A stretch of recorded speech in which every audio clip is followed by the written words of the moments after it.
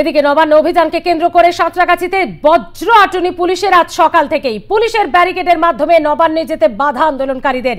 রাস্তা কেটে ড্রিল করে লোহার রড দিয়ে মোড়ানো হয়েছিল রাস্তা, কিন্তু কোথায় কি ব্যারিকেড ভাঙতে মরিয়া চেষ্টা করে আন্দোলনকারীরা।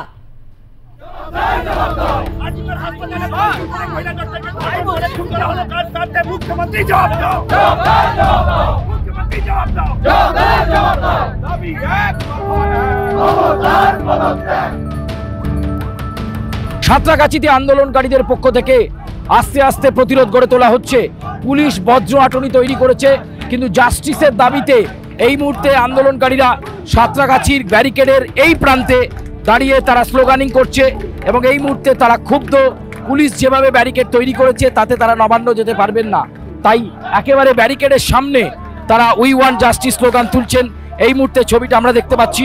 আমরা একটু কথা বলবার চেষ্টা করবো এখানে। আপনারা ওপারে যেতে পারবেন না, যা অবস্থা তাতে এই ব্যারিকেড ভাঙতে পারবেন? দেখছি আমাদের আরো লোকজন আসছে, আমরা চেষ্টা করবো যাতে এই ব্যারিকেডটা ভেঙে আমরা আগে আমাদের লক্ষ্যে পৌঁছাতে পারি। আমাদের চেষ্টা থাকবে এটা। যেভাবে রাস্তাকে কেটে ড্রিল করে ব্যারিকেড আটকানো হয়েছে, কি বলবেন? মানে পুলিশের তৎপরতা নিয়ে কি বলবেন?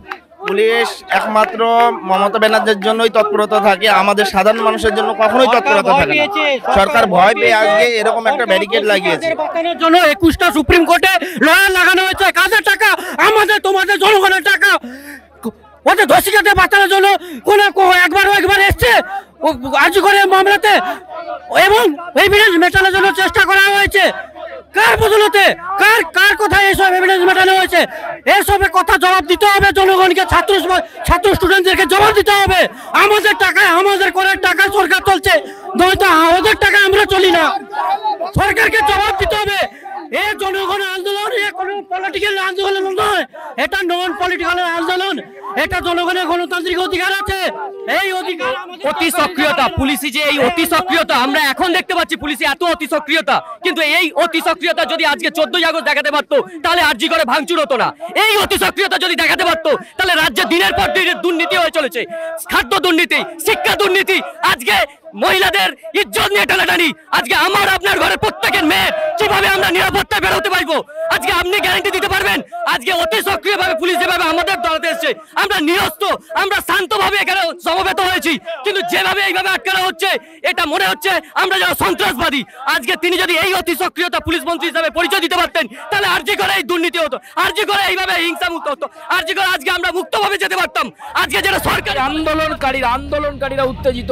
তারা বলছেন পুলিশ যেভাবে তৎপরতার সঙ্গে এই ব্যারিকেড করে নবান্ন অভিযানকে আটকানোর চেষ্টা করেছে, এটা যদি সেদিন তারা করতেন তাহলে আরজি করে হামলা হতো না। ফলে এই নবান্ন অভিযানের মাধ্যমেও একেবারে উত্তেজিত পশ্চিমবঙ্গ ছাত্র যুব সমাজ, এবং তারা বলছে যে অবিলম্বে জাস্টিস তারা চান এবং তাদের আন্দোলনকে আটকানোর জন্য রাস্তাকে ড্রিল করে যে ব্যারিকেড তৈরি করা হয়েছে তারা সেটা মেনে নিচ্ছেন না। ক্যামেরায় প্রসেনজিতের সঙ্গে সুচারু, আর প্লাস নিউজ, কলকাতা।